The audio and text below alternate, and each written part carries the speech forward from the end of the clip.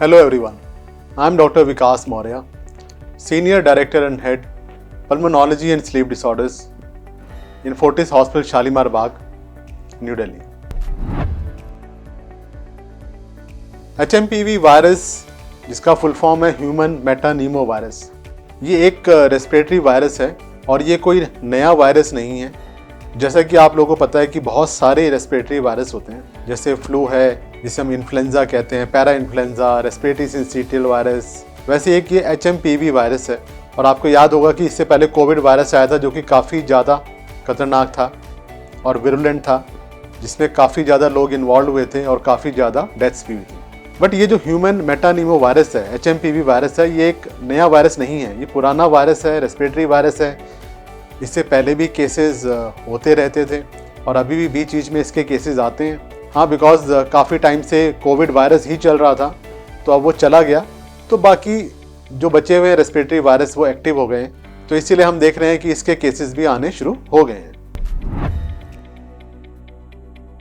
देखिए, जैसे मैंने बताया कि रेस्पिरेटरी वायरस है, तो ये भी हमारे रेस्पिरेटरी ट्रैक्ट में अफेक्ट करता है।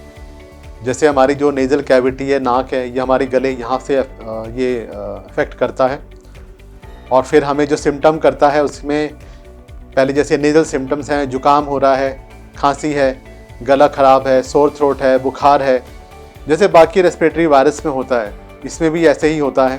तो इस तरह के जो सिम्टम्स हैं वो अपर रेस्पिरेटरी ट्रैक्ट से शुरू होते हैं, लेकिन अगर ये हमारे लंग्स को पकड़ ले तो फिर हमें ब्रोंकाइटिस, निमोनिया, इन्फेक्शन, ये चीज़ें हमें हो सकती हैं।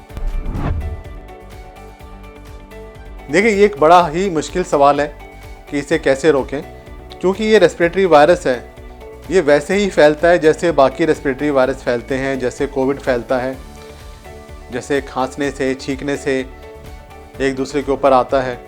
और हम अगर जो सरफेस हैं उसको टच करें जहाँ पे ये वायरस हैं और फिर अपने फेस को टच करें तो ये फैल जाता है।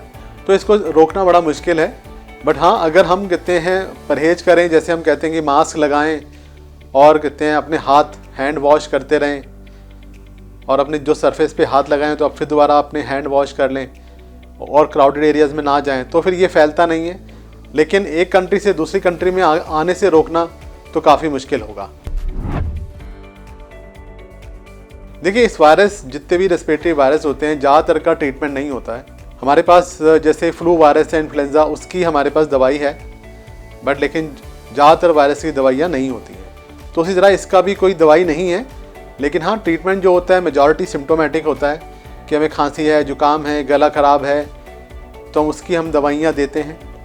और अगर ये कुछ और करता है, जैसे ब्रोंकाइटिस करता है, चेस्ट इन्फेक्शन करता है, निमोनिया करता है, तो उसके लिए हम दवाइयाँ देते हैं और ऑक्सीजन भी देते हैं अगर ऑक्सीजन की रिक्वायरमेंट हो। तो treatment is mainly symptomatic and supportive. We don't have any, कोई भी हमारे पास डेफिनेटिव ट्रीटमेंट नहीं है।